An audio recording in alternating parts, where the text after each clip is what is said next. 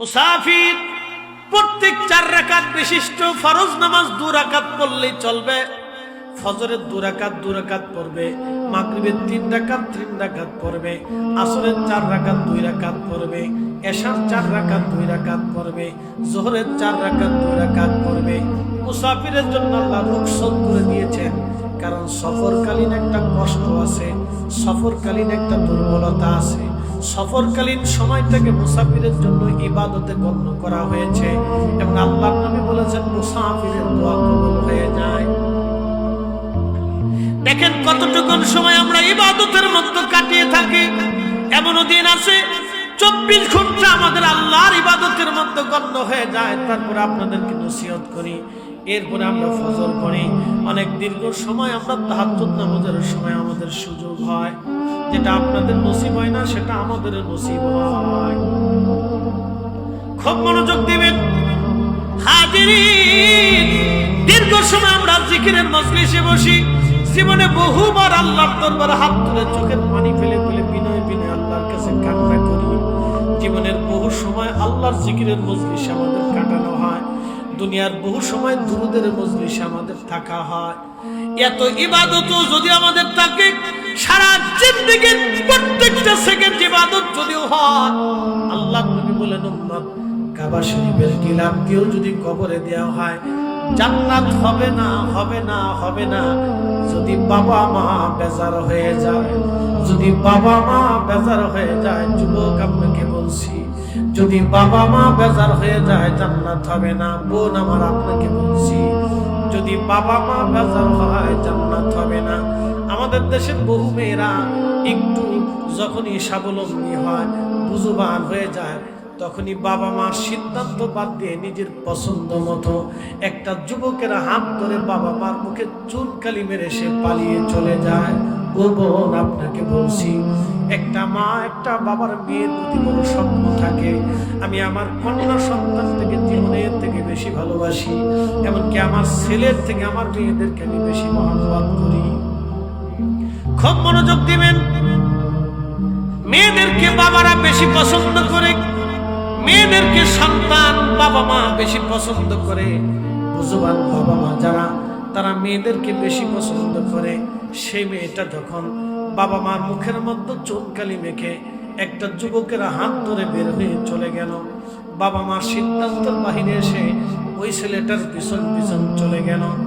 পৃথিবীতে এর চাইতে বড় কষ্ট বাবা মার জীবনে আর কিছু হতে পারে না। ওই বাবা ওই মাটা ওই সময় নিজেরা চায় এই জমিন বেঁচে থাকার চাইতে মরে যাওয়াটা অনেক ভালো।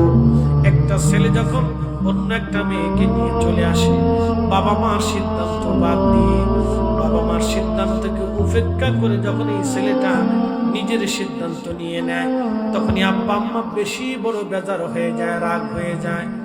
এ বন্ধু, আল্লাহর নবী বলেন উম্মত জান্নাত হবে না, সে ধ্বংস হয়ে যাবে।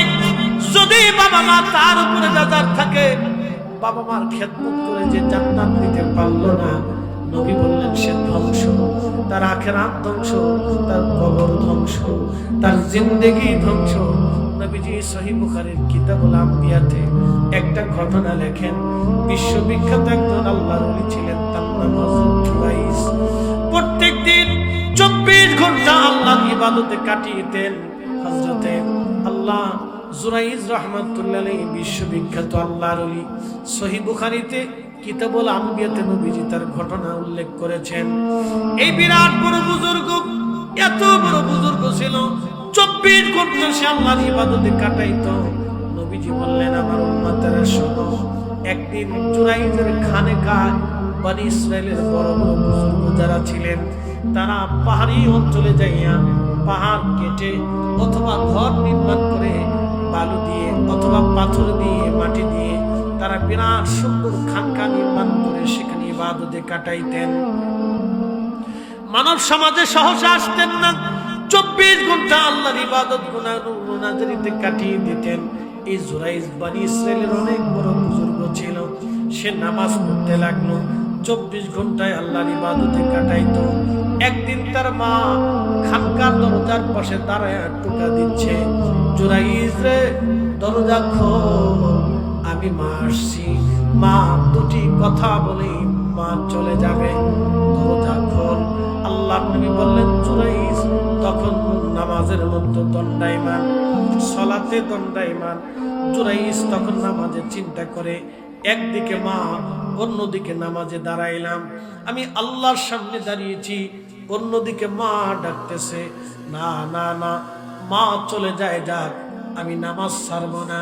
জুরাইজ নামাজ পড়তে লাগলো, মা ডাকাডাকি করলেন, দীর্ঘ সময় ডাকার পরে সাড়া হলো না, মা হেঁটে চলে গেলেন। পরের দিন আবার আসছে, ঘরের দরজার খানকার মধ্যে ঢোকা লাগিয়ে বলে, বাবা জুরাইজ রে, আমি তোর মা আসি, দরজা খোল, আমি মা কথা বলে চলে যাব। এই দিনও জুরাইজ নামাজের মধ্যে দণ্ডায়মান, চিন্তা এসে গেল, একদিকে মা, অন্যদিকে নামাজ, না না না, মা চলে যায় যাক, আমি নামাজ ছাড়বো না। আল্লাহর ওলি জুরাইজ তখন নামাজ পড়তে লাগলো, মা ডাকাডাকি করে দ্বিতীয় দিন চলে গেল। তৃতীয় দিন আবার মা আসছে, খানকার দরজায় টোকা লাগাচ্ছে, জুরাইজ রে, আমি তোর মা আসছি, দরজা খোল, বেটারে কলিজার টুকরা, আমার দরজাটা খোল, খোল বেটারে, দরজাটা খোল, আমি তোর মা আসছি, দরজা খোল, মা কথা বলে চলে যাব। হযরত জুরাইজ রাহমাতুল্লাহি আলাইহি চিন্তা করলেন, না না, একদিকে নামাজ, অন্যদিকে মা, না, মা চলে যায় যাক, আমি নামাজ ছাড়ব না। আল্লাহর মেহবুব নবী বলতেছেন, ঠিক তখনই মা ঘরের দরজার পাশে দাঁড়িয়ে আল্লাহর দরবারে হাত তুলে বলেন, হে রব, 3 দিন আমি আমার কলিজার টুকরা সন্তানটাকে ডাকতে লাগলাম, আমার ডাকে সাড়া দেয় নাই। আল্লাহ, আমি জানি আমার জুরাইজ তোমার দরবারে অনেক বড় বুজুর্গ, আমি এটাও জানি আমার জুরাইজ 24 ঘন্টা তোমার ইবাদতে কাটায়, কিন্তু আমি তো তার মা, আজকে 3 দিন ধরে মা তারে ডাকছি, আমার ডাকে সাড়া দেয় নাই। আল্লাহ, আমি তোমার কাছে একটা দরখাস্ত রেখে গেলাম, আমার জুরাইজ তোমার কাছে যত বড় ওলি হোক না কেন, আল্লাহ আমার জুরাইজকে দুনিয়ার থেকে কোনো বেশ্যা নারীর, কোন পতিতা নারীর, কোন বেশ্যা নারীর অপবাদ না দিক, অপদস্থ না করে, লাঞ্ছিত না করে কবরে পাঠাইও না। কত বড় সর্বনাশ! মা বদ্ধ রাগ করে বদ্ধ করেছে, আল্লাহ আমার জুরাইজকে কোনো বেশ্যা নারীর অপবাদ না দিয়ে, আল্লাহ লাঞ্ছিত বঞ্চিত না করিয়া কবরে দিও না। নবীজি বললেন, আমার সাহাবীরা রে, দেখো তো জুরাইজ মার ডাকে সাড়া দেয় নাই, মা বেজার হয়ে গেছে, সাথে সাথে মায়ের বদদোয়া আল্লাহর আসমানে 1 সেকেন্ডের ভিতরে কবুল হয়ে গেছে।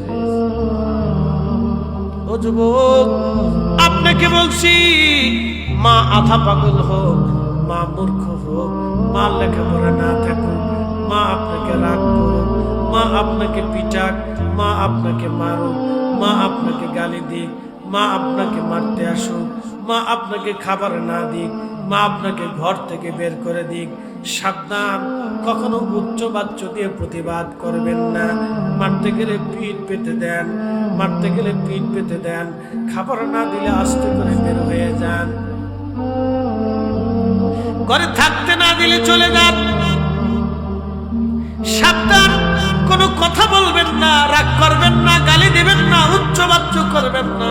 আমার রব বলেন, ইন্না ইয়াবলুগান্না ইনদাকাল কিবার আহাদুহুমা আও কিলাহুমা ফালা তাকুল লাহুমা উফ। এ বান্দা, তোমার বাবা মা যদি বৃদ্ধ হয়ে যায়, 2 জনের একজন যদি বৃদ্ধ হয়ে যায়, যদি বৃদ্ধকালে তুমি তারে পাও, তাহলে তার সাথে এমন খেদমত করো, এত সুন্দর নরম ব্যবহার করো, এত চমৎকার আচরণ করো, এমন ভাবে তার প্রতি তুমি সম্পর্ক রাখো, এমন সুন্দর ভাষা দিয়ে কথা বলো, এমন মায়াবতী কথা দিয়ে তুমি কথা বলো, এমন ভাবে তার খেদমত করো যেন তোমার কথাতে, তোমার ব্যবহারে, তোমার আচরণে, তোমার কাজে, তোমার কর্মে তোমার মা যেন তোমার বাবাটা যেন শব্দটা পর্যন্ত করে না বসে। একবার জোরে বলা যাবে কি আল্লাহু আকবার? জবান খুলে বলেন আল্লাহুম্মা সাল্লি আলা, জবান খুলে